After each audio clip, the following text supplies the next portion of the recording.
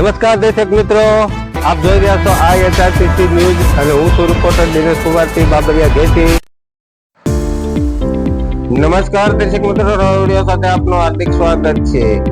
આજે વિસાવદર શહેરના રામ મંદિર ચોક ખાતે કાશ્મીરમાં આવેલ પહેલગામના બનાવમાં આતંકી હુમલામાં મૃતક આત્માઓને શ્રદ્ધાંજલિ આપવામાં આવી હતી. ઘાયલ લોકો જલ્દી સ્વસ્થ થઈ જાય એ માટે એક કાર્યક્રમનું વિસાવદર ગણપતિ ઉત્સવ સમિતિ દ્વારા આયોજન કરવામાં આવ્યું હતું, જેમાં વિસાવદરના અગ્રણીઓ, વેપારીઓ, આગેવાનો, કર્મચારીઓ બહોળી સંખ્યામાં લોકો ઉપસ્થિત રહ્યા હતા. 2 મિનિટનું મૌન પાળી કેન્ડલ માર્ચ દ્વારા સ્વર્ગ આત્માઓને મોક્ષ મળે તેવી પ્રાર્થના કરવામાં આવી હતી. આ શ્રદ્ધાંજલિ કાર્યક્રમમાં વિસાવદરના હિન્દુ, મુસ્લિમ અને તમામ ધર્મના આગેવાનો, અગ્રણીઓ, મહાનુભાવો જોડાયા હતા. મૃતક આત્માને પ્રભુ શાંતિ આપે તેવી શ્રદ્ધા સુમન સાથે 2 મિનિટ મૌન પાળી કાર્યક્રમનું સ્વપ્ન પૂરું કરવામાં આવ્યું હતું અને ભવિષ્યમાં ભારત દેશના કોઈ પણ જગ્યાએ આવા બનાવ ન બને અને ભારત વર્ષમાં તમામ સમાજ વચ્ચે ભાઈચારો કેળવણી રહે તેવી ભાવનાઓ વ્યક્ત કરવામાં આવી હતી. આ વિસાવદર શહેરમાં કેન્ડલ માર્ચ દ્વારા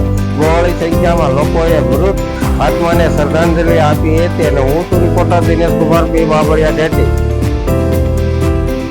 પહેલગામ વિસ્તારની અંદર પ્રવાસીઓ ઉપર જે આતંકી હુમલો થયો છે એ હુમલાને વિસાવદરની સમસ્ત પ્રજા, હિન્દુ મુસ્લિમ સહિત બધા જ આ જઘન્ય ઘટનાને વખોડે છે અને કેન્ડલ માર્ચ કરી અને દિવંગત આત્માઓના શાંતિ અર્થે 2 મિનિટનું મૌન પાળે છે અને આ આતંકી ઘટનાને આ વિસાવદરની તાલુકાની અને શહેરની સમગ્ર જનતા આ ઘટનાને સર્વ સભ્યોમાં વખોડે છે.